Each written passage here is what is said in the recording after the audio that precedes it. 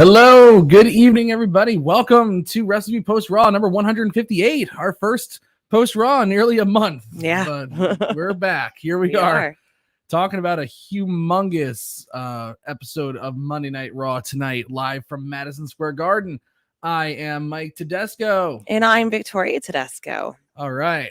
Let's say hello to everybody in the chat room and get going, because this, I mean, there are nights that they say that are like, oh, this is an historic night for Monday Night Raw, but this one actually was an historic night. So true. Not just for Monday Night Raw, but for WWE. Yeah. Probably one of the most significant nights in the history of the company. Oh, for sure. And I don't think, like, watching the show, you wouldn't like. It wouldn't be abundantly clear to somebody who's just tuning in for the first time. Yeah, definitely. But if you've been following along and you know what's been going on, and everybody does. Yes. And honestly, even if you are the casual fan, it's been so much in the media that you very well still maybe can sense something different. So it definitely was interesting. Yeah.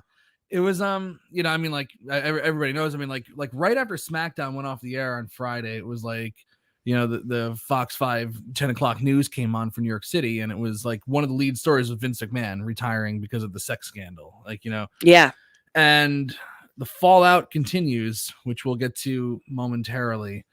Let's say hello to everybody in the chat room so far. We got Jamel representing Eastside Reviews. You better check out his channel. He has a lot of great content on his channel. Daniel Shale is calling this. Wow, we're already jumping the gun here. The most enjoyable Raw of all year. Wow, I might have to agree with that. We got Billy Hefner. Uncle Billy's here. Hi, Paul. Hi, Paul. And Goosey. It's a historic night when even I'm positive about the show. That's very true. There's a lot.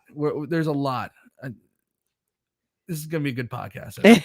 Mashoon Walls, hello Tedesco's and peeps. Andrew Elder, the WrestleView Fiend, is here. WrestleView Fiend, by the way, Andrew Elder will be attending SummerSlam in Nashville this Saturday, and he sent me an image of the forecast for this weekend. What does it look like? Thunderstorms all weekend. Oh, lovely. And Nashville's outdoors. Andrew, can you confirm that for me? I don't remember. Daniel Shell says the only thing missing was Cody Rhodes. Yeah, I can't wait. Can't wait. Rated Turcola, hello Tedesco's. Nafis Sadat, our dear friend Nafis. I could feel Mike radiating through the recap.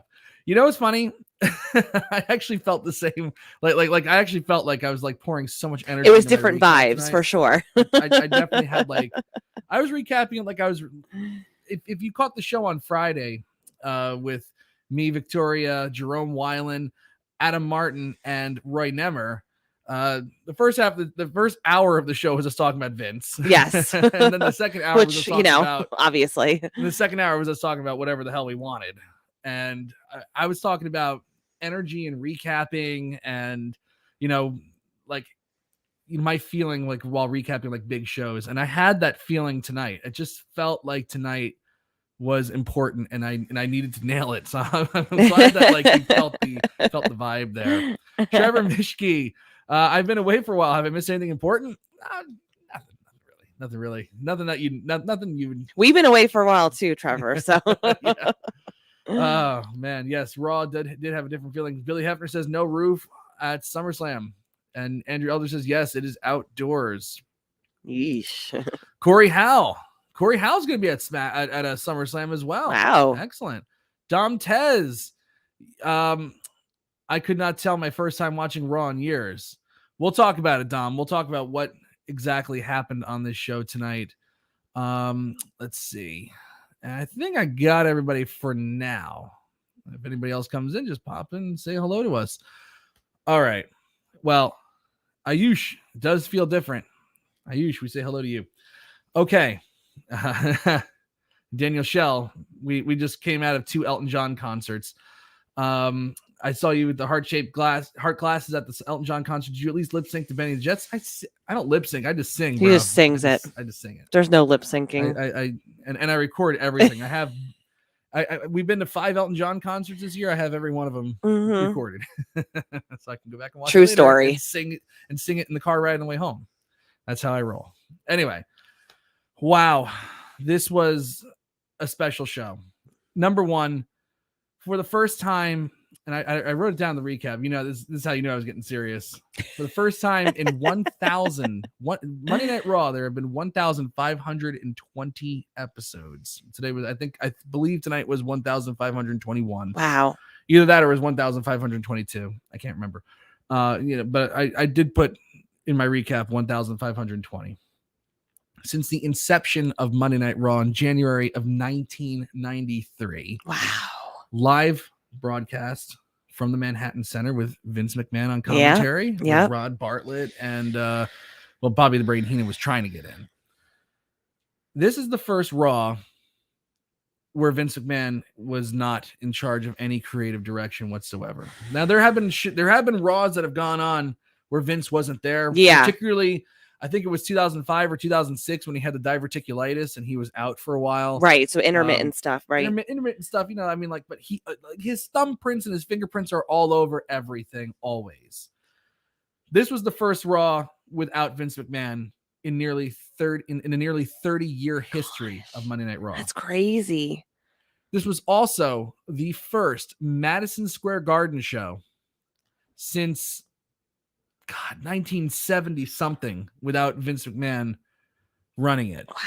Probably the first Madison Square Garden show in 60 years, maybe almost 70, without a guy named Vince McMahon. Right. We can't say a McMahon because the McMahon's still in charge. Yes. Yeah, no, but just a guy. Just a guy named Vince McMahon because his father's name was also true. Vince McMahon. No, you're right. First yes. Madison Square Garden show without a Vince McMahon at all, probably in almost 70 years. That's even more crazy. That's insane. So it's an historic night. It's a big deal. It's a big deal. We have today, it was announced that Paul Levesque, aka Triple H, aka Victoria's dear friend, my best friend, hi Paul, is now in charge of all things creative. I said this way before any of the scandal came about. I've said for a very long time, and everybody who's been listening to this podcast can attest to this, that he should be running the show.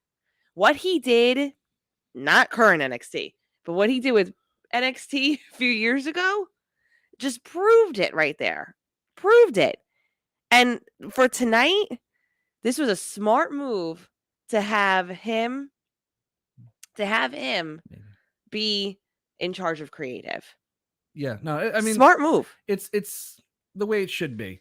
Look, I think for probably the last 10 years or so, as Vince has gotten older and he tried to resurrect the XFL and running, it was different in the 90s when Vince was, chairman of the company and, a character on television and writing all the storylines and all that stuff.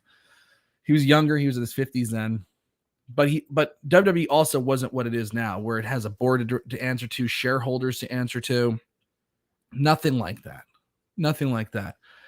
For the last 10 years, and he even talked about it. I remember he talked about it in 2019 on one of those media calls that he was in the weeds, with creative, and he needs to get out of the weeds. And of course, he couldn't cede control too long, but he did hire Paul Heyman and Eric Bischoff. Eric Bischoff right off the bat was a disaster, and they quickly got rid of him. Yeah. But Paul Heyman did a decent job, kind of changing the feel of Monday Night Raw for a little bit before Vince ultimately took over once again. This, without Vince, felt like a different show. I forgot, I lost my train of thought like right halfway through as I was saying all that stuff. Yeah. Does that sound like anything I was about to say? Yeah. Right? Yeah, right. for sure. Just want to make sure. Mm-hmm. Yeah. But, when he was running things in the 90s, it was different. But like these last 10 years, he's really been in the weeds. So I'm really happy that because Stephanie used to be a key member of the creative team about 15 years ago, 2006, 2007. She was really up there in the creative department. I guess as she was exploring all the jobs that there is to explore for an eventual takeover. Yes. At what they probably thought would be Vince's death, mm-hmm. but instead it's his professional death because of this. That's a really misconduct. Strong way of putting it, actually. Indeed. I'm glad that the press release wasn't Stephanie McMahon will also be head of WWE Creative. Yeah. You can't do the day-to-day operations of this company and pay attention to everything else and also do creative. No. It's about time. Now Paul Levesque, it's not an easy job. No, it's not. To be head of creative. Nope. But Paul Levesque actually has a job that might be on par with being as tough as running creative in being the executive vice president of talent relations. That's a huge job. That job was really, really taxing to Jim Ross when he did it, and he did it well. He was probably the best one they ever had in terms of scouting talent and everything and making everybody happy. So that's gonna be a tough job, but I think he's gonna be fine, in doing both, because if you really think about it, being the executive vice president of talent relations and probably being in charge of the book is actually probably the way it should be, because it helps you to see what talent you have, and then it helps you to see going forward what you need to do in order to have your stories, and you need to because things to progress, because he has all the FaceTime with the talent. Yeah, he knows what these people are about. Absolutely. Who's reliable, who's not reliable, who's gonna I feel like there's something with this guy. Yeah, we're gonna make this happen. Like John Cena really only got a chance because Stephanie McMahon was on a bus with the talent one day, and he was in the back just making up joke raps, and she's like, we need to make this a character. Yeah. And that's John Cena. That's how it all started. So having FaceTime with the people, actually, I think is really going to lead to a more organic show. Yes. And just impact it way differently than somebody who has a little bit that disconnect away from it. So here's my thing. People need to be prepared though. So he obviously had a good showing tonight, and everything went really well. There were only a couple things where I would say like, whatever, but that's going to happen on shows. You're never going to have it like 100% perfect. But I think overall, he may hit like a bump in the road because he has to be consistent. Not that NXT wasn't consistent, but they had a little bit more time initially when they weren't doing the show every week.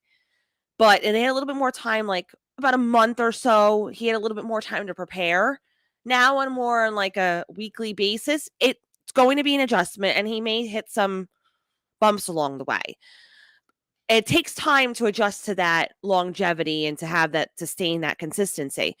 But I think he'll get into that groove fairly quickly and see how it will go. Because now that he feels like, because even though he ran NXT, he still had Vince take a lot of control of that. So now that he has essentially that full control. Well, he had full control of the original NXT. He did, but still. Vince took it. But what happened with NXT, and then when they came up to the roster, it was like, well, that's the big disconnect. Yeah, that's the big disconnect. And the one thing that I noticed about Paul Levesque booking tonight, and I'm sure he didn't do the full show tonight. I'm sure there were still pieces that were probably written ahead of time. Because look, it's the week of SummerSlam. We have all of Vince's storylines in place. They're not going to just turn around and change they can't. Everything. So they got to, like tonight they had to run with the tiny balls thing with the Miz. They had, there's a couple things that they had to do. Judgment Day still exists, but actually Judgment Day looked pretty damn good tonight. I got it. Okay. The one thing I really noticed tonight with Paul Levesque at the helm, all these NXT talents that have come up that have had some steam, Vince kind of got behind, like a Bianca Belair, like a Damian Priest, those are just the two names. Rhea Ripley tonight. Those are the three names that kind of pop into my mind immediately. They were booked tonight like they were being booked by somebody who actually understands those characters. Yeah. That to 100%. Me was the biggest biggest 180 Other than commentary, which I thought commentary was fantastic tonight. Even great. Byron Saxton. It was great. Even Byron was good because there wasn't somebody screaming in their ear every 30 seconds, telling them they're dicks, like, and you suck and you have to change this up. Commentary was great, but the use of talent, wow. I think Tommaso Ciampa is going to be okay, Andrew. I think he's going to wind up okay in this. But again, we have to, it's going to take some time for the full vision to really be apparent. Yeah. But, like Bianca Belair came out and instead of like trying to cut like, I'm a nice person and I'm also the best EST. Mm-hmm. Like she actually came out and was like Rhea Ripley Bianca Belair as I remembered her. Yeah. Rhea Ripley appeared and was like the Rhea Ripley that like I would expect Rhea Ripley to be like, yeah. Even Damian Priest. I was about to say, even Damian Priest had a great showing. Better. He just did, because it goes back to what you were saying about the talent relations piece and, now being the head of creative. He knew those characters. He helped build those characters. So he knows them. He knows the ins and outs of them. He knew the potential in them. So now he's able to explore that potential. And he'll be able to take that time to just really see how things pan out. Yeah. Which is fantastic. Even if it hits him in the face and it doesn't necessarily work out, because not everything's going to be great. Not everything's going to be a home run. No doubt about it. But the fact that he will have that ability without somebody like in his ear saying, no, we can't do it this way, or presenting something and then get the okay, and then all of a sudden last minute, like 5 minutes before the show starts, being no, never mind. Yeah. Well, how about even a guy like Drew McIntyre tonight? Mm-hmm. Looked like an absolute beast in his singles match with Theory, and then even in the tag match looked great, but not compromising Theory either. But no. But actually, so like match structure was also different tonight as well. I noticed that if it's a big guy or a big woman versus a littler opponent, the littler opponent had to work harder to like break them down. Yes. And do it in a more believable way. Like I gotta tell you, I haven't been high on Alexa Bliss at all. No, I haven't been high on her in years because of the Fiend thing. But now that they dropped that, now she returned, and it's kind of like she returned with little fanfare and has just been kind of existing. Tonight, Alexa Bliss, another character that Triple H made. Yep. Was Alexa Bliss tonight. Mm-hmm. And the match against Doudrop was her best match since she's come back. And it made sense. Did the promo she cut before? Yeah. She has the Lily thing. There are some Vince things that are going to stick around for a while. They have to. The Miz Tiny Balls thing is probably going to stick around at least for the next few weeks. I do see it being phased out. I wasn't seeing that. I'll get to that part. I do see that being phased out, but they do have merch, right? They're still a merchandising company. They do have merch about Tiny Balls. No one's going to buy it. I can't imagine anybody buying that and wearing that in public that aren't going to a wrestling show. I'm not even doing even that. Victoria wouldn't buy it. No. But that'll stick around for a little bit. The Lily doll is going to stick around because the merch. It makes the money on the merch. But she had to say something about Lily, and then she tied it into like a really good 15-second promo. Oh, Lily's number one on WWEshop.com. And let me tell you why I'm number one. I'm a formidable opponent. I used to be I used to run this place. It doesn't matter who wins at SummerSlam, Bianca Belair or Becky Lynch. I'm going to reclaim my spot at the top of the women's division. I was like, wow, where did that come from? And it was great. That was like exactly what I would expect from Alexa Bliss. And then she goes out there and has a match against Doudrop. And Doudrop is much larger than Alexa Bliss. And that's not a body shaming thing. Oh, don't cancel me, please. No, she's just a larger woman. She's a larger person than her. And Alexa Bliss is particularly small too. Alexa Bliss is very small. We've seen her in person up close. And we want to make sure Daniel Shell doesn't get too close to her. If not as close as we were. But she actually had to like work to break down Doudrop tonight. Yeah. It wasn't like, Doudrop, like they always had the big person dominate and then and then knock them down a little, or they slip on a banana peel. No, like once Alexa Bliss got like the tiniest opening, it wasn't like she started just hitting all of her greatest hits on her. She actually just stood there and started, like punching her in the face, forearming her, kneeing her, doing whatever she could to try to just stun her and weaken her. And then she wound up hitting the DDT at the end, but she significantly weakened her with strikes, which is something that we're not used to seeing. It's like, oh, it's just move. It's like very formulaic. Today, it's just so much different. That's just such a welcome change. Another welcome change that I noticed on the show was in the first match of the night with Drew McIntyre and Theory, where I forget what happened. It doesn't even matter because why don't we go do a rundown? No, I know. I'm just talking in general about things that have changed. So often we're so used to the formula of WWE. You can feel when there's going to be a commercial break coming, and you can feel everything start to just wind down and just like, all right, I'm watching a show. I'm watching a fake show. And now is the time that I'm going to turn my attention away. And maybe you don't get it back. Maybe you don't get it back when they do that. If they treat it more like it's an actual event happening. I get it. It's fake. It's wrestling's not real. Oh, it's fake. No, the injuries are real. I know it's people get actually hurt, but it's not a real thing. But if they treat it and present it like it's a real thing, you can get behind it more. So anyway, I forget what happened. I think McIntyre knocked Theory out of the ring and bounced him out the barricade. And they're like, oh, and they just went to commercial on that.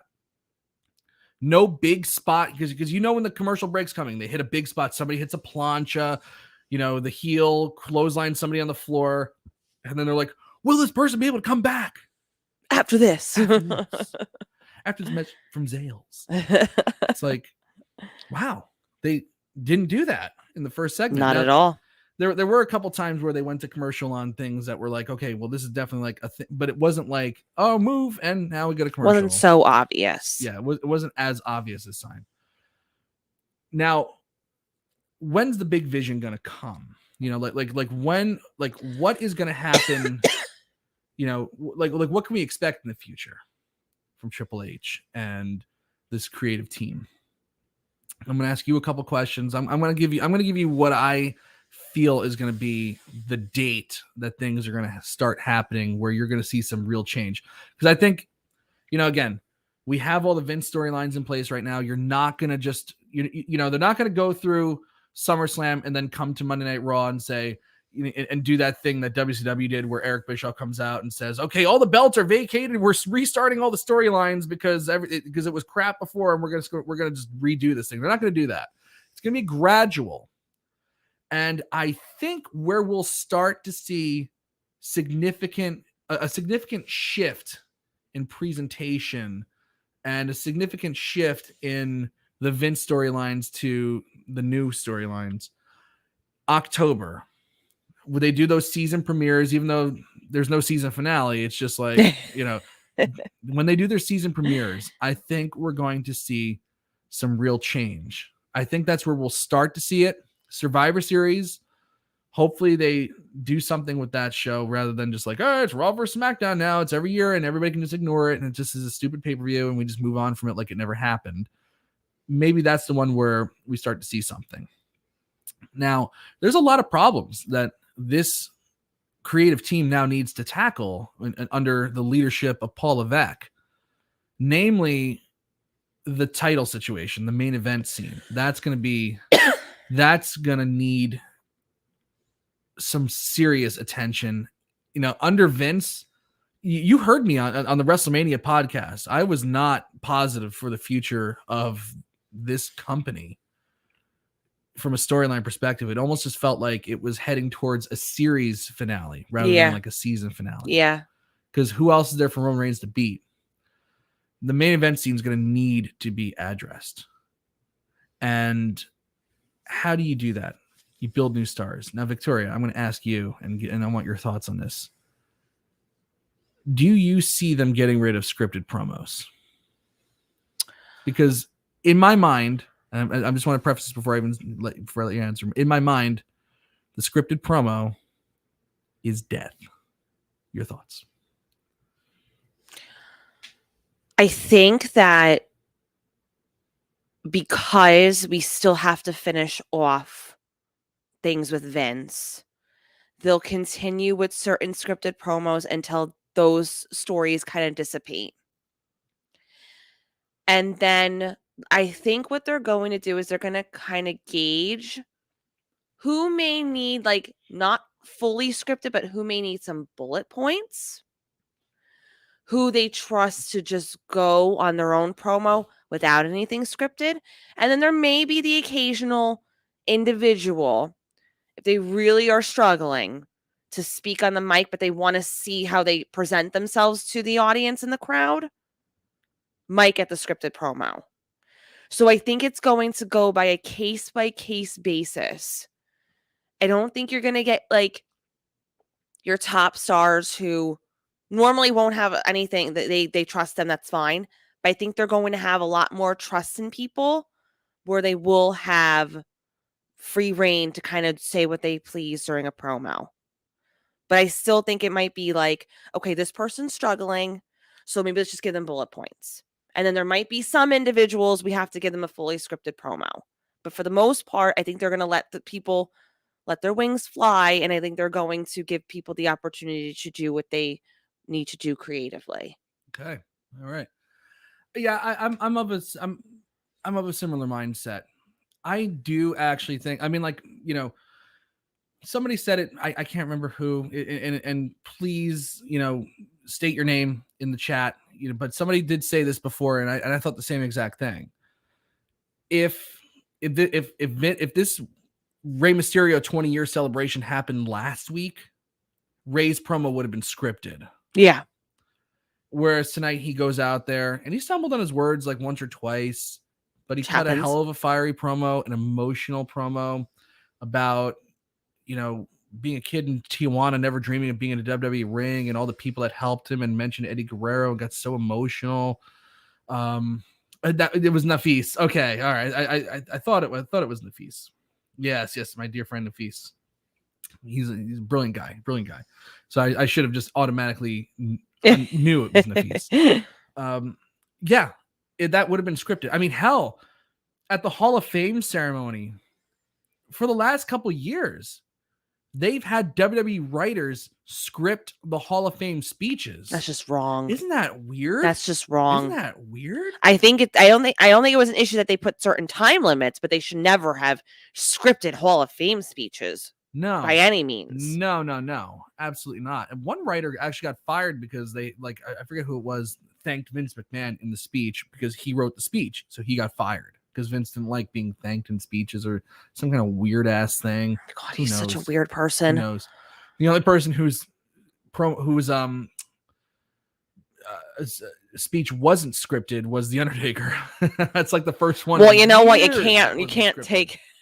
You're not going to tell him that he's going to. You're reading the script. Yeah, after 30 years. He'd be like, I'm not doing the Hall of Fame. Probably. Yeah. Probably.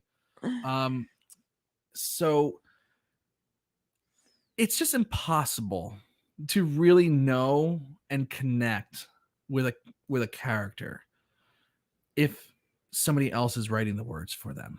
You know, like I do think at some point, like you said, for bigger stars, for people that they've learned to trust, or people that maybe people that show something in NXT, yes, that they can be trusted. Mm-hmm. I mean, because what the hell is NXT if not a proving ground, right? And a place to learn. Show us what you got. You know, if you can't cut the promo, you'll be labeled as, you know, somebody who can't cut a promo, and they script it for you.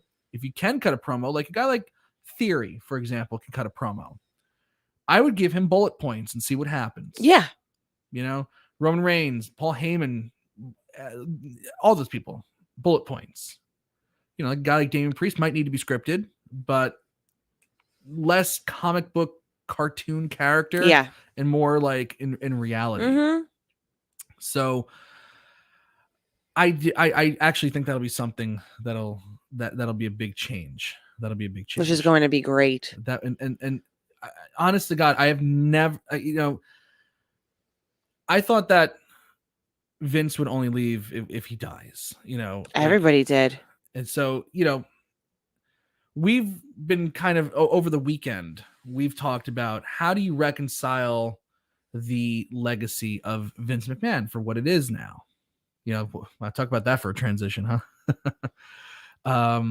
And today, I reported on the fact that WWE is going to have to, they are going to have to reissue their every financial statement from 2019, 2020, 2021, and the first quarter of 2022, because those NDAs, those non-disclosure agreements that Vince has signed, and this is going back to 2006 that the board has discovered so far, but it makes sense that they'll probably stop right there. But the Wall Street Journal says they have more.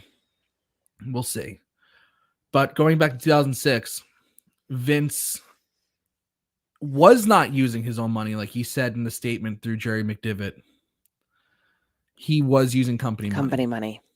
And he will be paying it back. He will, but $14.6 million of company money, unreported expenses. That's a big deal.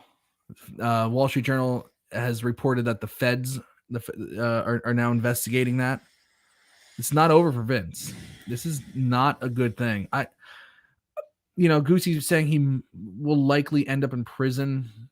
It's like a lot of times with these guys that have, so many zeros attached to their net worth, they will usually work a deal to get out of that. I don't see Vince going to prison, but those people that were hoping for, a resurrection or a renaissance, maybe in a couple of years and bringing and just kind of bringing him back, just to at least even just make an appearance. It's over. It's just over. I feel like I don't think we'll ever see Vince McMahon on WWE television again. I feel like like an in memoriam graphic. I feel like in terms of a prison type situation, the reason why I don't think it is going to happen, I'll tell you why. I personally feel like that might have been part of the deal. If you retire, they won't necessarily pursue it more than what this is in terms of jail time. Well, financially, the feds wouldn't make that deal with him. That the board would probably gave him the option to retire and save some dignity rather than having his own company fire him. But the feds are a different story. I do think that they will make a deal. I don't think he'll do any jail time. But it's definitely, this is a significant, this is some significant fallout. It's like, when he stepped down in June, and there was like nothing for like a little while until the Wall Street Journal did their second report, but it was just kind of like, all right, well, it's business as usual. There's no obvious news coming out of that, but this is coming fast and furious right now in terms of how this stuff moves. This is pretty big. He retires on Friday. On Monday, they're giving their preliminary earnings for 2022 in the second quarter, and they're also saying that there were $14.6 million of unreported monies that will be paid back by Vince, and we have to reissue all of our financial statements. Now, the weird thing is they issued the Vince stuff on Friday after the stock market closed. So it was like the stock market closed at 4. It was like 4:06 when Vince sent his tweet out or something like that, because they were afraid that the stock would tank, because for the longest time they worked everybody into believing they worked everybody into a shoot into believing that Vince is the only guy that can book professional wrestling.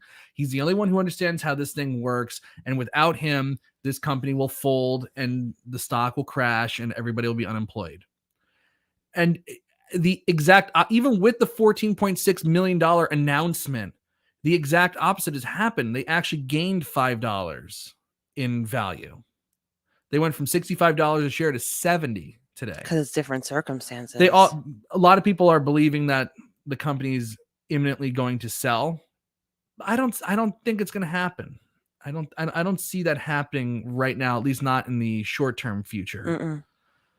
But I thought that was a fascinating piece of news that came out of today, more than even just the 14.6, but the fact that WWE spent all this time working Wall Street and believing that Vince is the guy who created professional wrestling, and he's gone, and it actually gained value. Yeah. Kind of interesting. It's interesting. Now, there's a lot more to cover, and we spent a good amount of time. But I do want to ask you, Victoria, now. Well, I want to ask you something real quick. Okay, please. Happy anniversary. It's 12:03 a.m. on July 26, 2022 on the East Coast. It's our 7-year wedding anniversary today. Right now, we are celebrating our wedding anniversary all of you. with you. How about that? I do. Going back to the, I'm looking over these comments real quick. Goosey said something about Bernie Madoff ended up doing time. Bernie Madoff was a fraud. He had no money, so that's why he wound up in jail. Thank you, Nafis. Thank you, Andrew. Yes, it is our anniversary. 7 years. 7 years. A lot of good things happening in our life. Yeah. Okay. So I don't know. We've done a lot. It's been a great 7 years, and we've known each other for all right, since 2005. Right. So I can't do that math. No. Okay, so it's 17 years we've known each other. Okay. All right.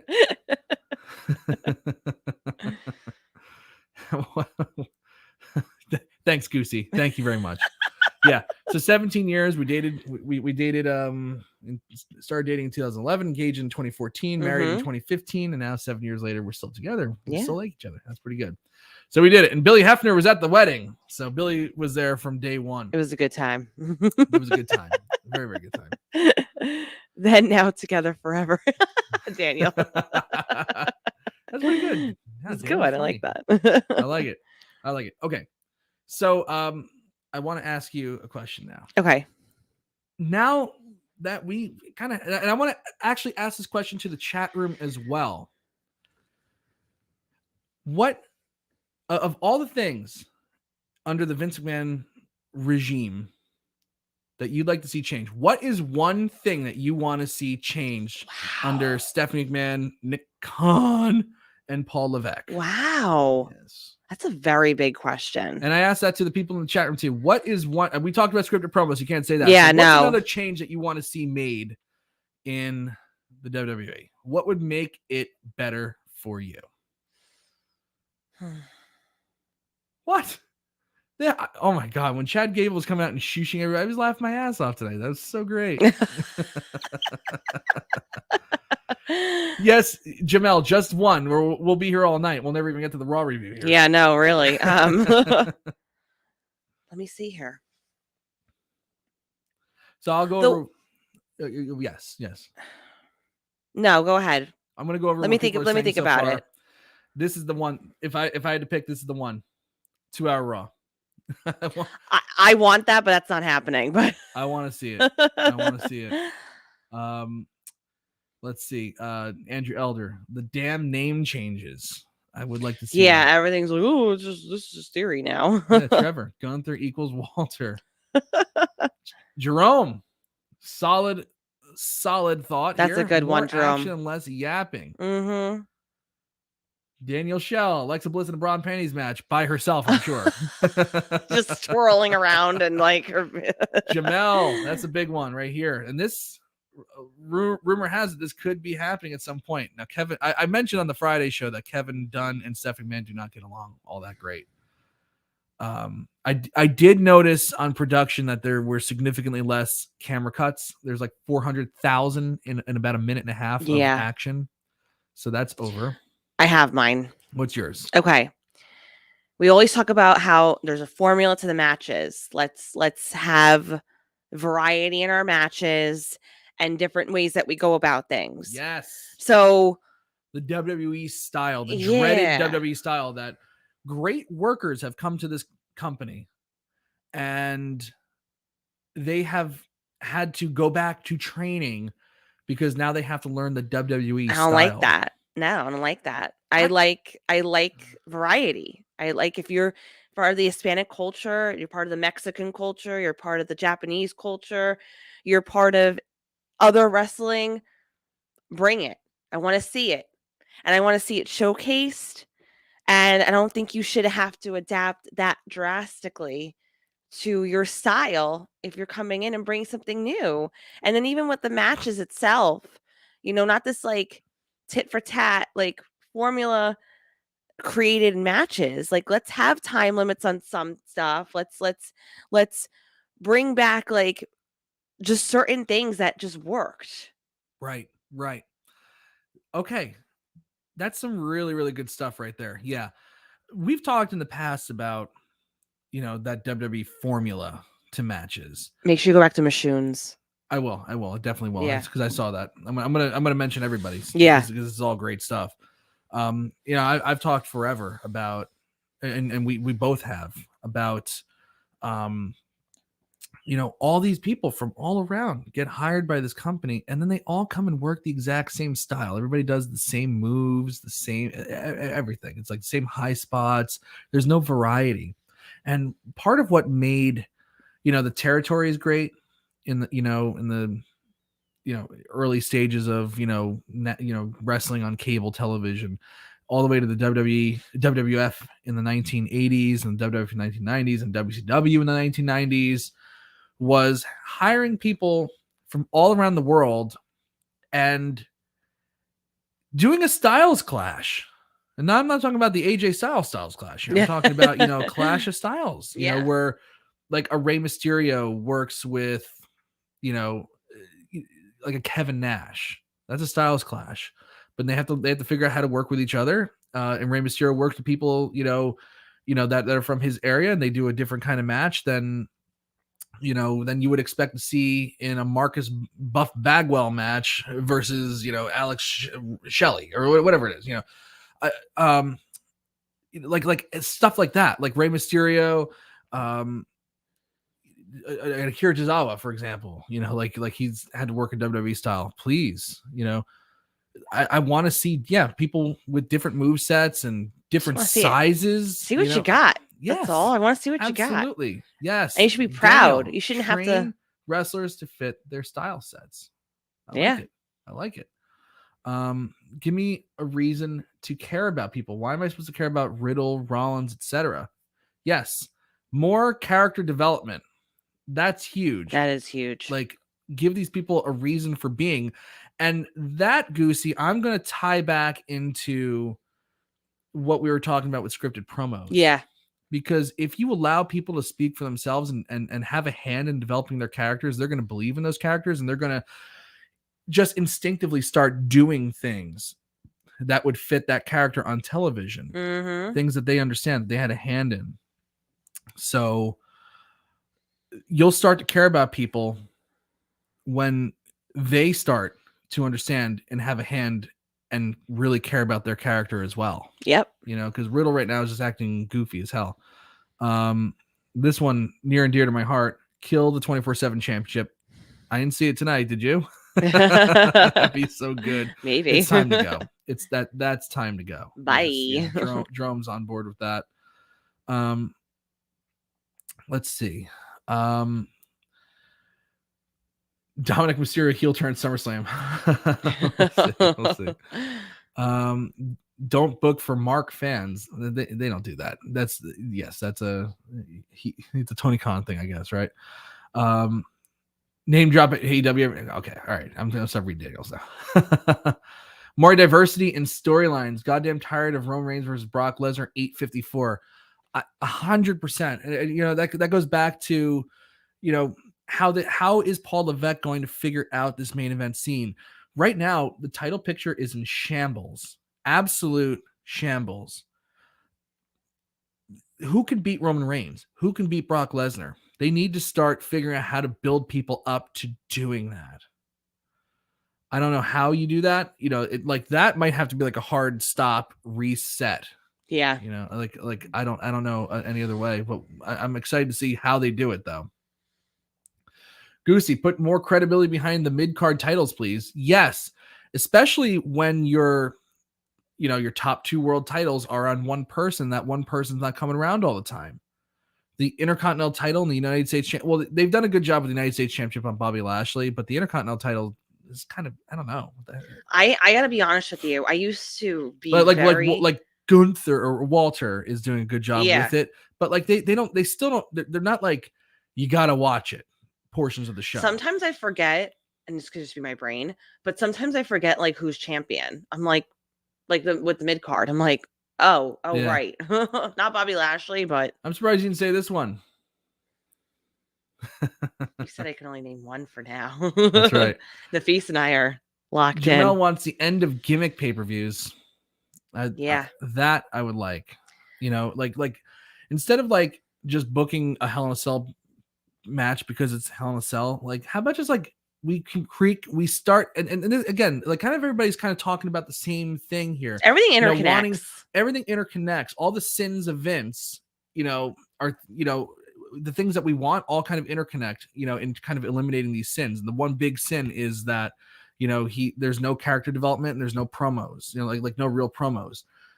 So they have gimmick pay-per-views because they can't sell a pay-per-view based on the rivalries that they book because nobody cares about the people.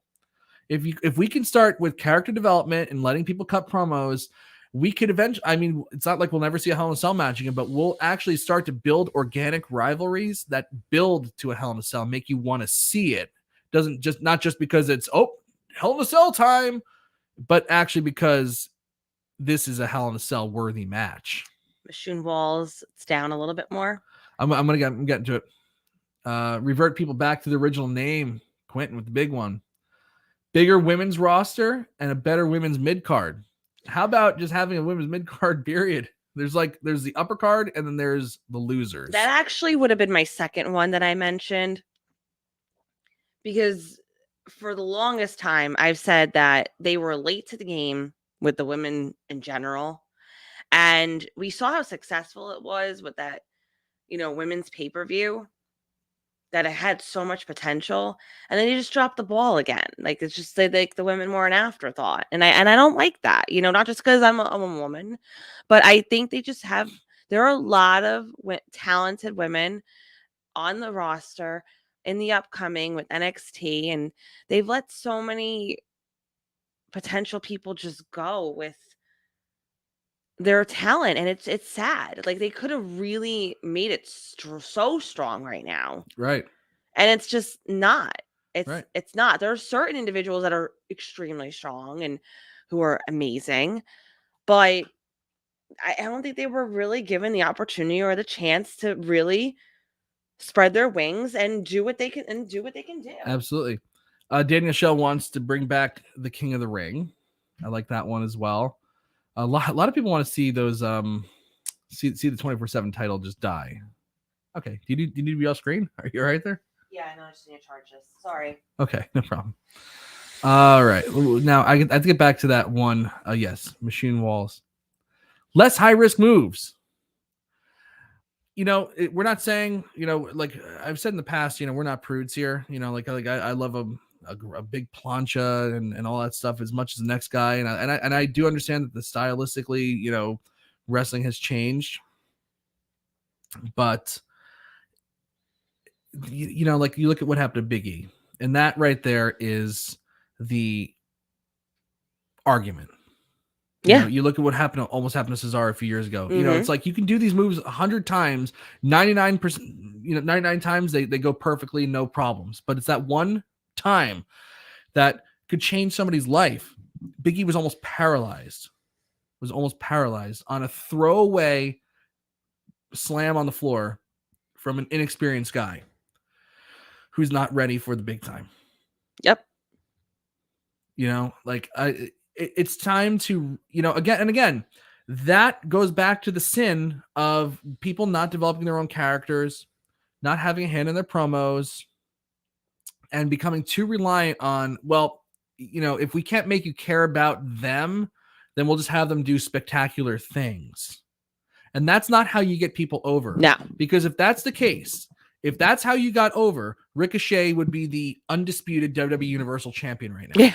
Right? But that's not the case. Right. He does a million flips and he's not over. So it's time to change that, like throwaway spots, make things mean something again. Start telling stories in the ring. Teach them how to actually work a match. For too long, these people have been trained kind of just to just do the style and just do a couple moves and then you move on. But actually, getting back to classic wrestling, telling a story in the ring, I'd like to see that. I'd like to see that. I have something in addition to that because it kind of relates. Moves should belong to certain people. You have your move. You have your finish. You should have it. It shouldn't be seen later on in the night in another match. And I feel like if you're going to steal somebody's move, there should be a significance because you're having a match with them and you want to play them at their own game type thing. Right. But you shouldn't be randomly, like, yes, of course, like clotheslines and things like that. Those are just the general. But if you have your move set, why is somebody else doing it 2 matches later? Right. It's ridiculous. Like Brett Farmer actually said what I was thinking before. Tell more stories in the ring, longer matches, consistency, how spots are sold throughout the match with or without televised storylines. Hell yeah. Mm-hmm. Absolutely. Jerome, this is a big one. Get rid of screw job finishes, more clean wins. Only have screw job finishes when they make sense. Yeah. Absolutely. Jamel, this is a great one too. Hell in a Cell should not be used for at least 5 years. Build back up that mystique and end that ugly ass red color. At McDonald's. 100%.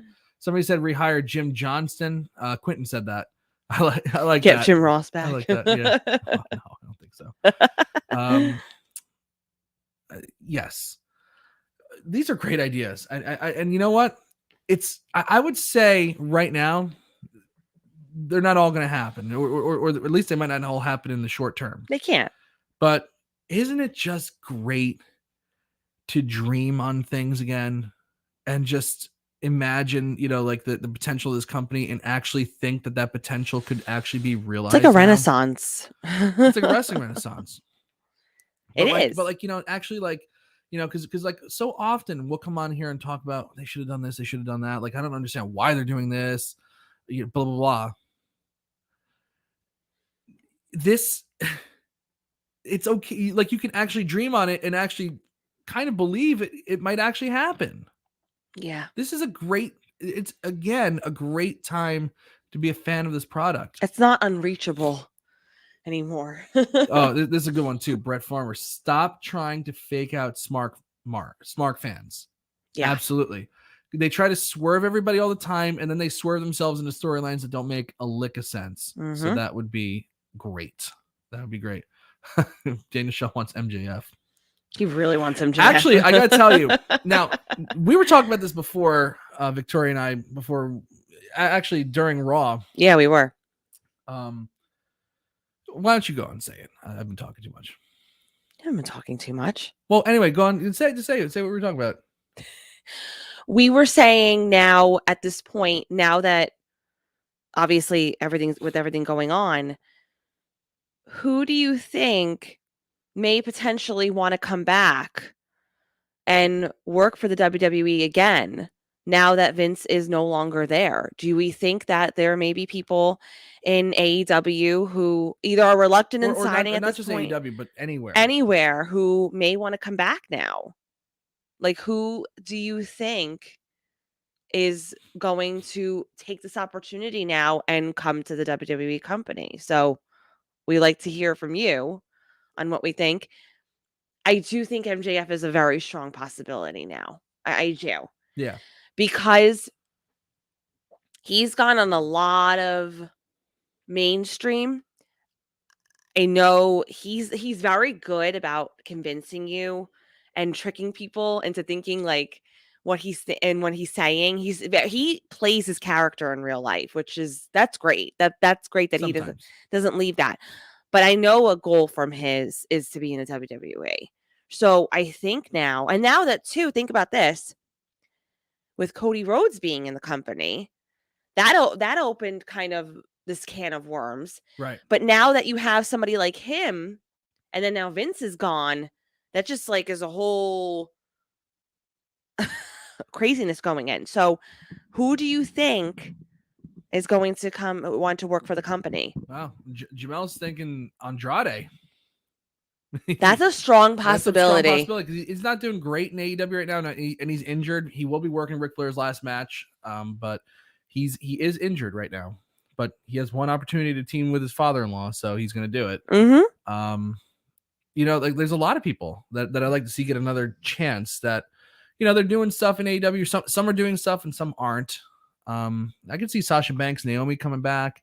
Like Quentin Walters even says, like Keith Lee or maybe an Adam Cole or something like that.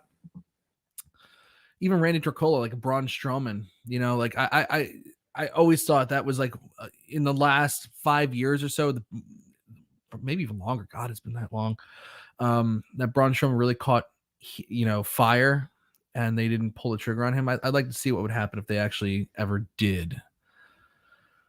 Yeah, there's a lot of people like if I'm a guy on the indie scene right now, who's doing well and not signed to a major company so far, and I'd have a second thoughts. Like it's not just something like an automatic like, oh, they're not signed. WWE's not signing anybody anymore. So AEW's it. Like I would kind of hold out a little bit and see, what WWE might do. Yeah. I think that. And I think, at the end of the day, AEW is very successful and good for them, but WWE is still on top. So, and I think for some people, it might be a dream of theirs to be working with them. Yeah. Machine Wall says, bring back Hit Row. Yeah, absolutely. Like those, they never got a chance whatsoever, and they were just gone. Adam Cole, FTR, and Keith Lee are top of Jamel's list. That's a good one too. Yeah, and Andrew Elder has been saying Bray Wyatt for a while, so I got to mention Bray Wyatt as well. Bray Wyatt come back and actually do the Fiend character, I guess, as he envisioned it, and not like this like weird ass thing that Vince was doing or whatever. So, I have a very strong one. Yeah, or even Billy Hefner says Karrion Kross. Yeah. Instead of like putting that jock strap on him that was so weird, like actually have him like just come out and just be Karrion Kross. That's a good one. Do you think Daniel Bryan might come back? No, I don't see it. I don't see him, and I don't see CM Punk. Oh, CM Punk never. No, he still hates Triple H. Yeah. No, that's a no because I saw online before people were like AEW, CM Punk, but I was like, I don't see that one. I don't see because he is a strong. He really hates Triple H, so that I don't see. Yeah. So, oh man, or even John Moxley, but I think John likes to wrestle a certain style that even no matter what, they still have shareholders they still have to answer to, and advertisers, and the style that John likes to wrestle is not. Will never be that style. He'll never enjoy himself in WWE. I don't think he will either. I think I also think he's a top guy there. So I don't think I don't think for him. I don't think it'd be worth it. Yeah. But there are Triple H guys that that came up to the main roster and got bamboozled. That I would like to see have it go through a renaissance. That would be nice. Okay. Let's talk about Raw. An hour later. But I got to tell you, there's a lot of stuff that I was kind of lukewarm on for SummerSlam that now I'm kind of excited about. And namely that Bianca Belair Becky Lynch match. Mm-hmm. Tonight, for whatever reason, just because Bianca Belair was Bianca Belair. Oh, she came in great. She really did. She didn't even do that much, but she just went back to her, confident self, which is awesome. Well, let's talk about how the show kicked off with, they do the Then Now Forever thing together, of course, as well. And then immediately we go into the ring and Logan Paul and The Miz are brawling. So right away you're like, whoa, like we're starting off with action. Yeah.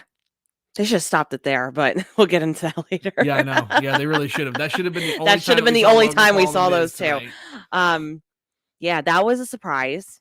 And I really liked how they went back to like, oh, before we went on air, Logan Paul called The Miz out, and it was really good. And I'm not a Logan Paul fan. We all know this.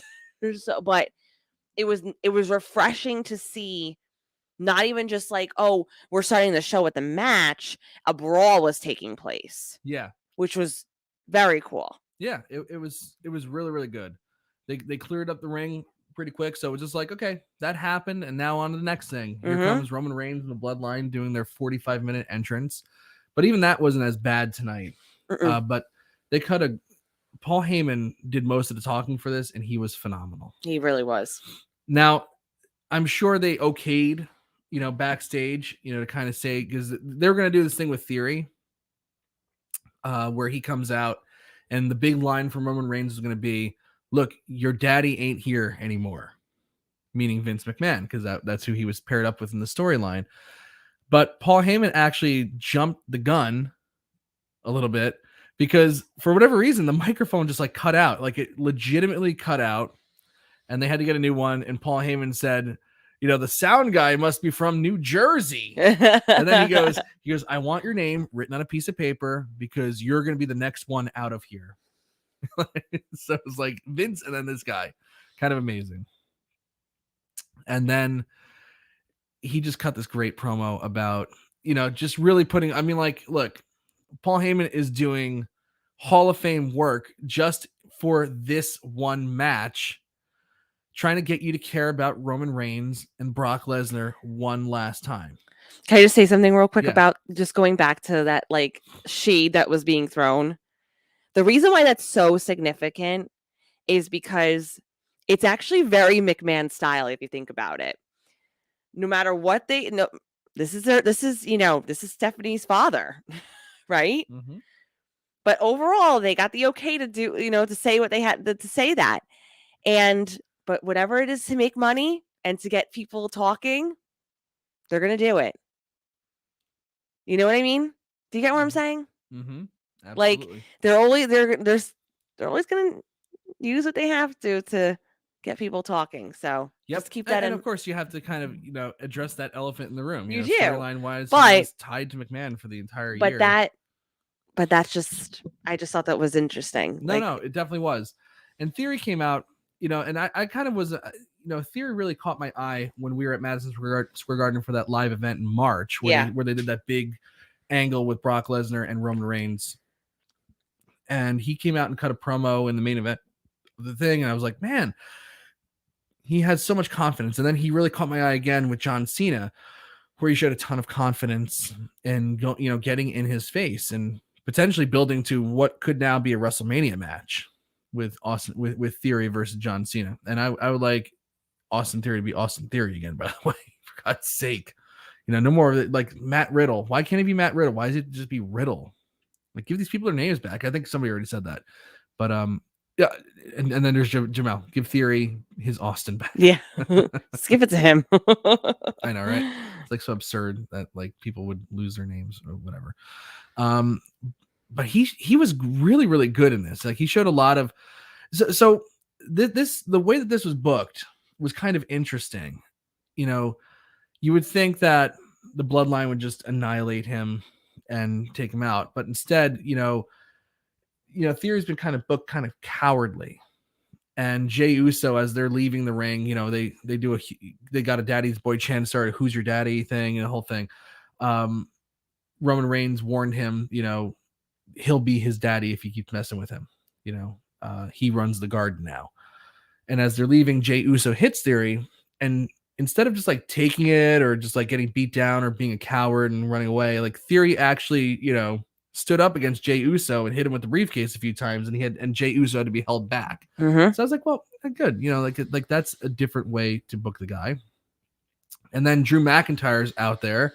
Total surprise. I was not expecting McIntyre to be on the show tonight. And he has a match against Theory. Now, McIntyre is significantly bigger than Theory. McIntyre is a former champion, and he wrestled this match like he was a former champion and a guy who's bigger than Theory. He beat him down for the majority of the match. And as he should. Right. Theory made, a minimal comeback before Sheamus and crew attacked McIntyre before he finished Theory off for good, which led to a tag team match with Bobby Lashley, who made the save, and McIntyre versus Theory and Sheamus. And this was a really, really, really good tag match. lot of fun to watch. They did the big referee, ejecting the Brawling Brutes from ringside, which everybody loves. Every time they do a referee ejection, the crowd goes crazy. And this was essentially the first hour of the show. Yeah. But it didn't. It made it fly by. It did. It really did not feel like when you break it down like this, you're like, wow, not saying like a whole lot didn't happen, but you're like, wait a minute, they had a very long segment, but it was great. Mm-hmm. Why is this happening? Yeah, absolutely. I just look, now I'm reading some of my tweets that I wrote, and I'm like, the lifting of the psychotic overreach of Vince McMahon really gives us a fresh feeling. Even if there's nothing like inherently different, it just feels different. It's just like there are some intrinsic things that are really hard to put your thumb on that feel different in the presentation of the show. But the camera cut thing, the commentary, the layout of some of these matches and how they're structured, it just really did feel different. Well, it's like when the boss isn't there, but now it's like, well, he's really not there because he's retired, but right. Like it's I don't think anybody ever really felt like Vince wasn't there because he was always there. Yep. But now he's not there. He's physically not there, and he's he's gone completely. Right. Totally gone. But this one I think was probably my best. So I was actually at WrestleMania 20 at Madison Square Garden, one of the best WrestleManias, one of the best WrestleMania main events, which will never be shown again because of Benoit. But it was a hell of a show.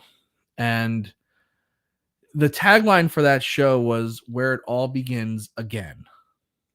And, that tagline kept popping in my head, at various points in this show and throughout this weekend as well, because it really does feel like a new beginning for WWE.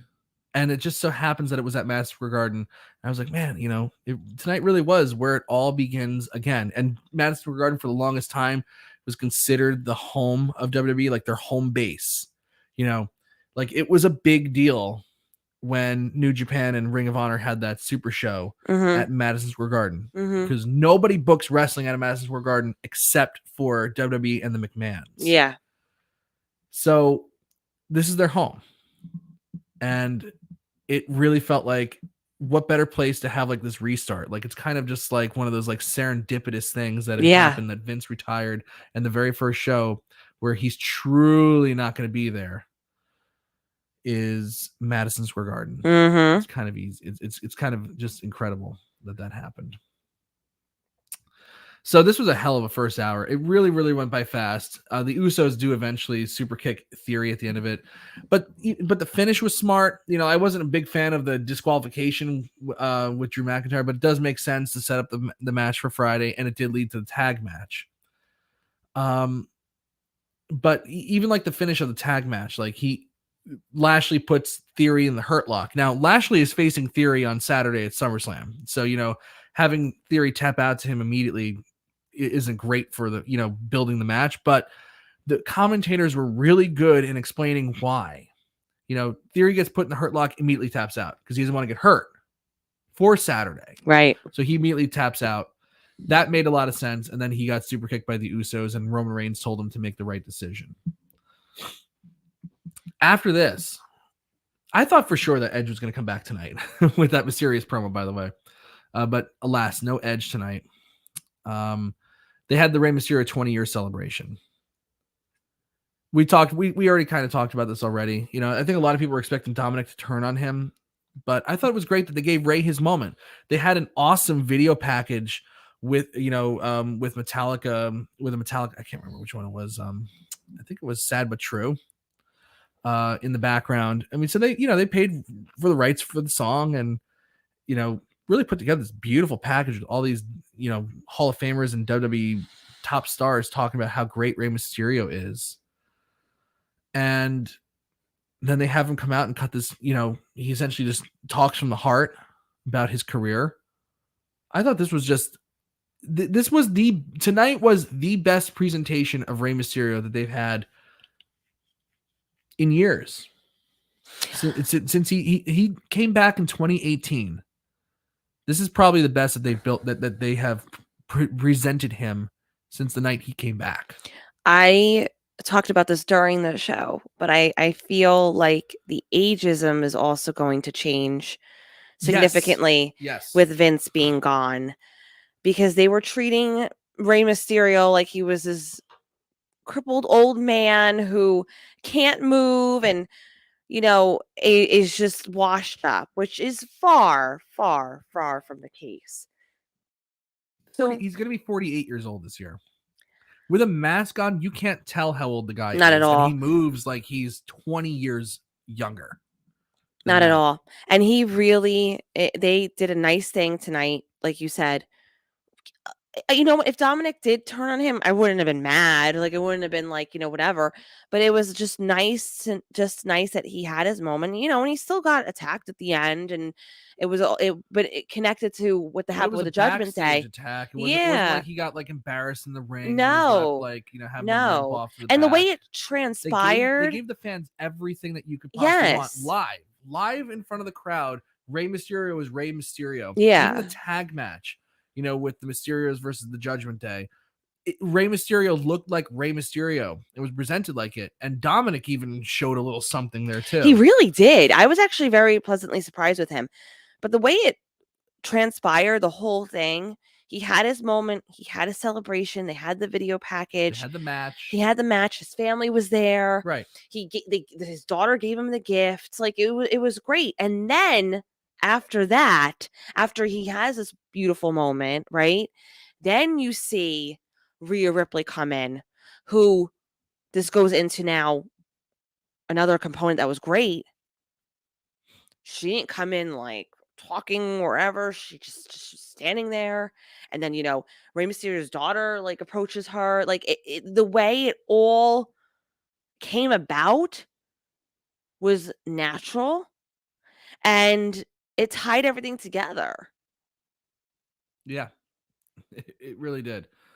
I do have to say, you know, the other Mysterios that were in the room, like his whole family, like nobody could have stopped.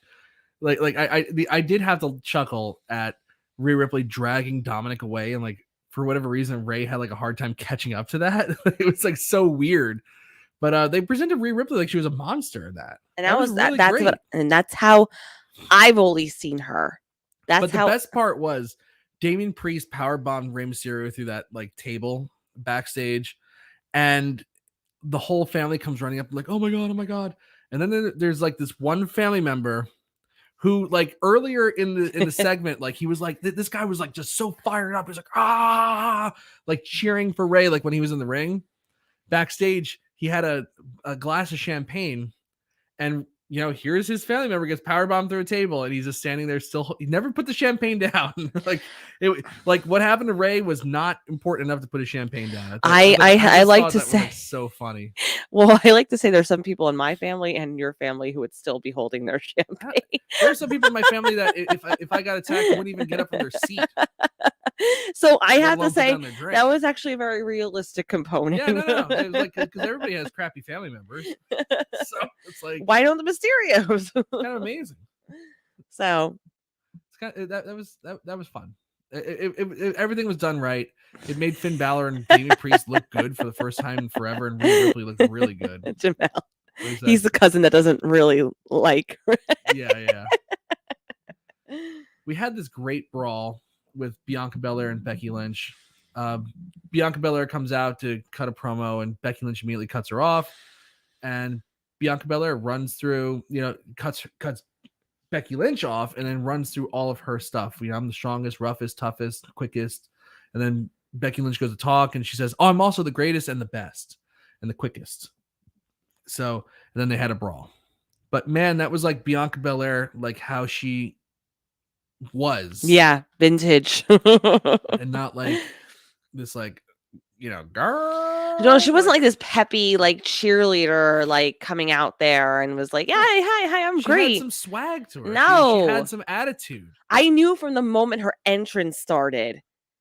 She does this every week. That's her thing, right? That's her entrance. But she had a different way about it tonight. Yeah, probably she had a pep in her step. Probably because she was like, "Oh, this is what my character is. Yes. Finally, somebody gets it. Let's go. That was good. That was good. EST. It was just a great brawl. Really, really great brawl with the two of them. I am so excited for SummerSlam after that brawl. It's exactly how it should have been done. We already talked about Alexa Bliss versus Doudrop before. Let's just get this crap out of the way right now. The debut of Impulsive TV. Everything on this show was an absolute home run, except for this. Why? Why does it have to involve The Miz? You're 100% right. You're 100% right that they should have just ended the thing with The Miz and Logan Paul at that brawl. Yeah. At the start of the show. That would have been great. It reminds you that they're going to fight. You can talk about their match and say, like, and then you can keep showing highlights of the brawl at the beginning of the show and then be done with it.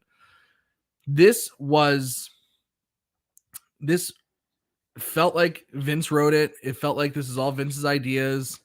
This was a disaster. This is Vince's humor all over it. Vince's humor all over it. And the Logan fact Paul will never be a babyface in WWE. He will never be a babyface. And then he had to mention his brother. Like, then it. You see, like, he did that. That was like a heel move. It was a heel move because his brother's a. Don't even get me started on Jake. But it really. This didn't work for so many reasons. It was everything you didn't want. It was. First of all, just Logan Paul being on the screen. But he starts talking. Clearly, he's like, whatever. And I'm not saying he actually spoke pretty okay. Like, he spoke well. But what he was saying was just, like, stupid.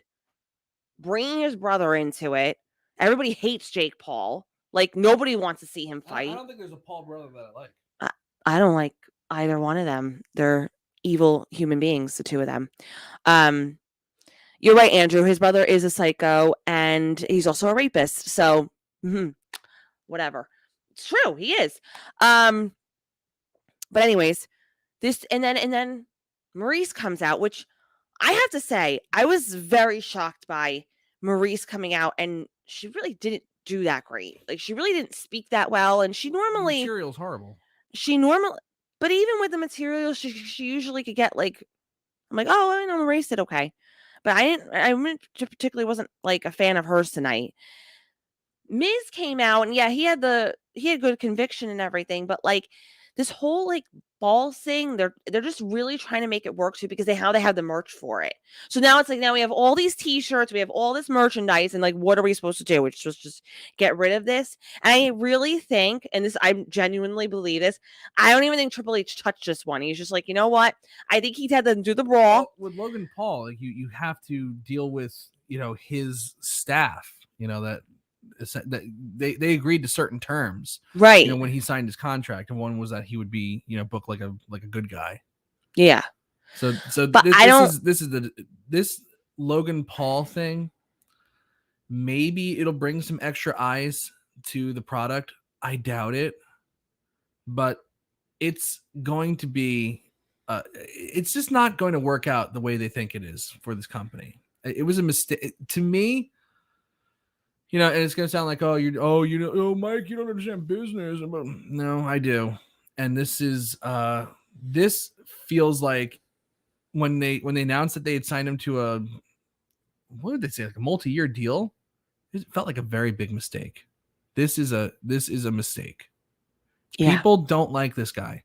If they turn him heel, maybe it has a chance just to, you know, save some face and salvage it. But he's not a heel you like, though. No, he's a heel you hate. He gets his ass kicked. He's a heel that you actually hate. Right. But it's very bad. It's very, very bad. Yeah, 3 years, a 3-year contract. We have 3 years of this. Great. They should start negotiating now to get out of it. And honestly, if Vince was here, he probably would get Jake involved somehow. They probably get the both of them. Yeah, and then they'd probably trade stories. Yep. Anyway, I shouldn't have said that, but yeah, the Maryse, even she couldn't rescue this, and then the stuff about the balls, it is not getting over at all. But now they have merch with it. I heard from people at Madison Square Garden where they said it was just dead. It was dead. No one was laughing at the ball stuff. It was just they said that was the worst of the night. Obviously, it was worse than the and it's probably the worst. One of the worst segments I think ever in Madison Square Garden history.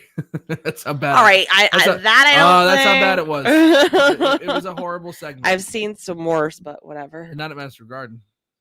Not like that. It was bad. We had a tag match with AJ Styles and Dolph Ziggler versus Alpha Academy. I am on board with the Alpha Academy. I think they're great, and it was nice to see them actually get utilized tonight, and actually multiple times, with multiple promos, because Chad Gable's very funny, Otis is fun, and these guys were hot heading into WrestleMania, and then they were mishandled as usual. Hopefully, so tonight would be a good time to start, building up the tag scene again.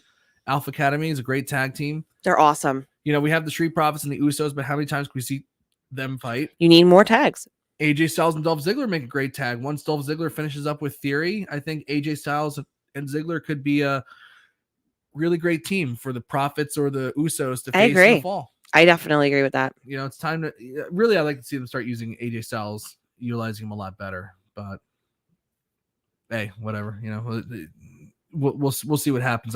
But going back to what you said before about older guys, I feel so much better about Rey Mysterio under Paul Levesque. I feel so much better about AJ Styles under Paul Levesque.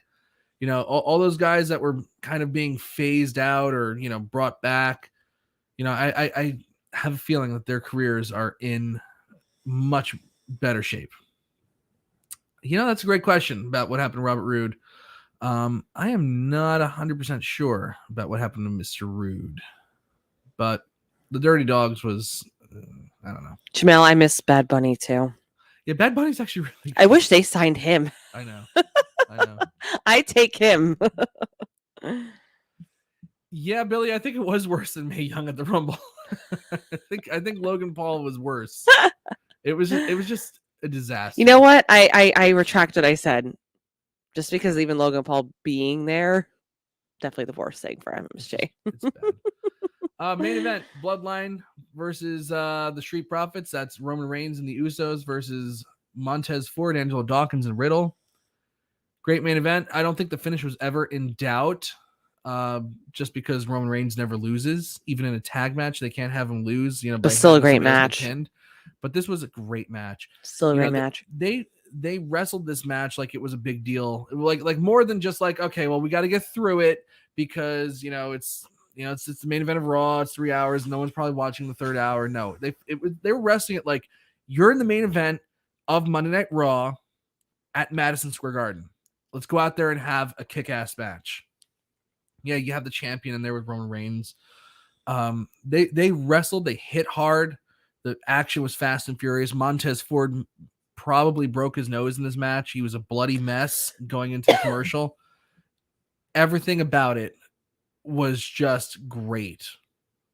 Really, really damn good. This was a main event I wanted to see too, because sometimes by the main event, it's either a hit or miss for me. It's like I either really want to see it or I'm just like, oh, can we just the show be over with at this point? But I feel like if I was there tonight, I definitely would have been very, very happy to have this as my main event. Right. In person, at home, it was entertaining.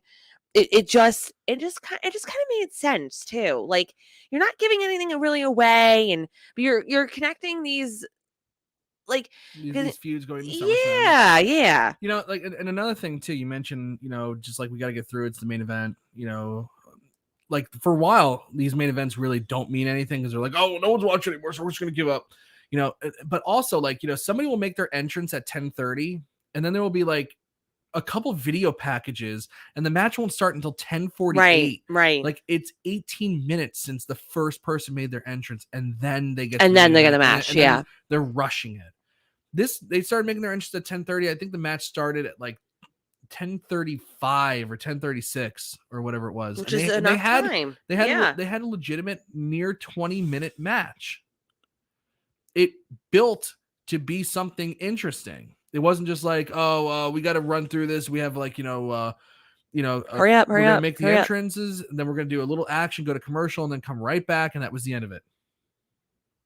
No, this was actually built, hard hitting. Just everything about it was a damn good Raw main event. It's like, yes, Daniel Shell, make main events matter again on Raw, at least. It's like, absolutely. Yeah, I did get the feeling that, some fans were cheering Roman Reigns tonight. I did sense that.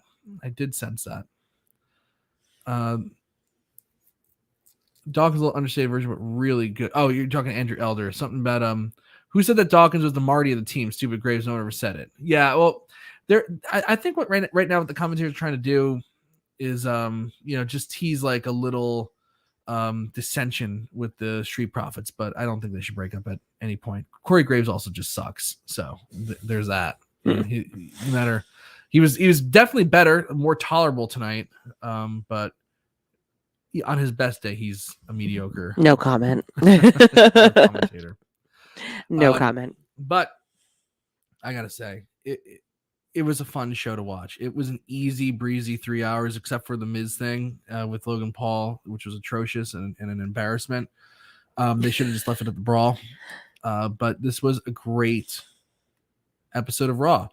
Another thing somebody said earlier about what change I'd like to see is stop false advertising things. If you advertise something, deliver on it. Yep. They did advertise Impulsive TV last week, so they had to deliver on it. So they did it. But although I don't think anybody would have been mad about that one. I was about to say I would not be mad if they got rid of that one. Now on Friday we talked about we were talking with Adam and Jerome and Roy about COVID and what it's like to go to events now with COVID. And we just came out of 2 Elton John concerts on Saturday and Sunday, around people. But it was an outdoor event. And how we opted not to go to Madison Square Garden because of the COVID spiking. But I have to say, after watching this show and, really ruminating on the history that is attached to this show, I think for as long as I'm a wrestling fan, I will always kick myself for not going to tonight's show.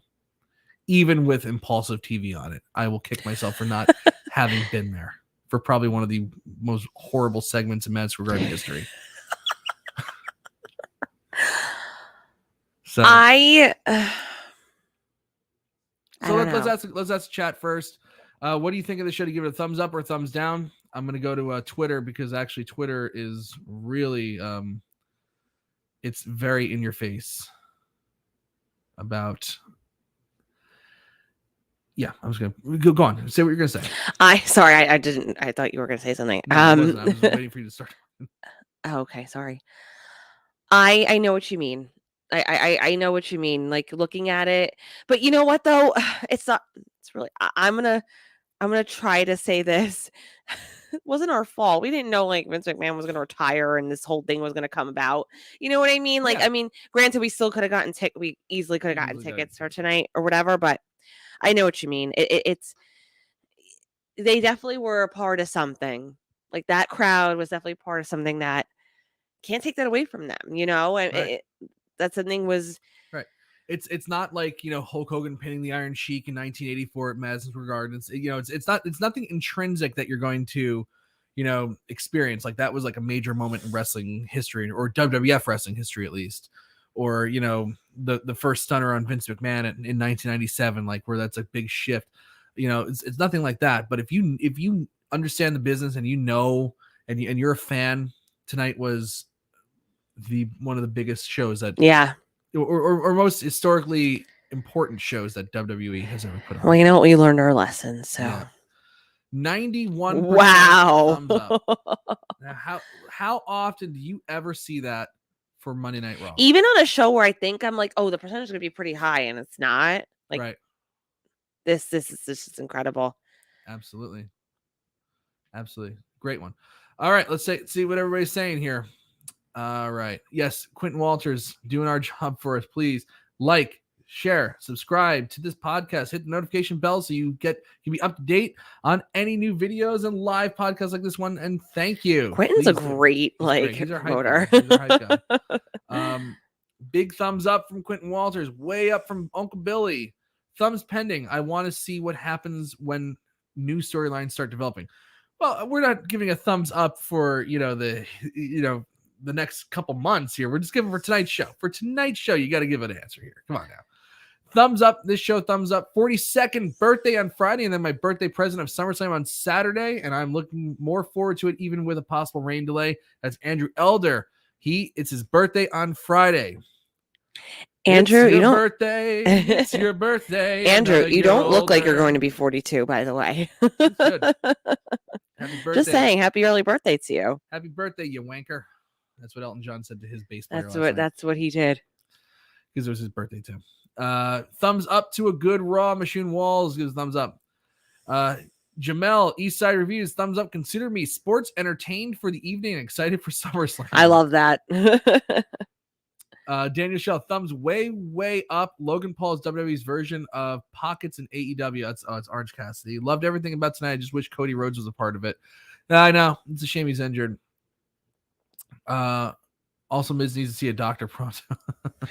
Randy Torcola, wow. Daniel Shell, let's see. Raw Show, 100 thumbs up from Quentin. Thank you. Oh, Jamel. His birthday's Wednesday. Hey, it's your birthday. It's your birthday, you wanker. You also don't look like you're going to be 31. No, so I thought Jamel was in his 20s. Good. Why am I aging like milk in the sun? No, you look good. You look good. You do. You look nice. Yes, Quentin is WrestleView's Wise Man. I like that. Quentin's needed a nickname. The Wise Man. We got the Recipe Fiend. We got Uncle Billy. Yeah. Wise Man. We need a Wise Man. There we go. All right. Well, everybody, thank you so much for joining us tonight. A lot of news to talk about, a lot of things to dream on. This was a big show.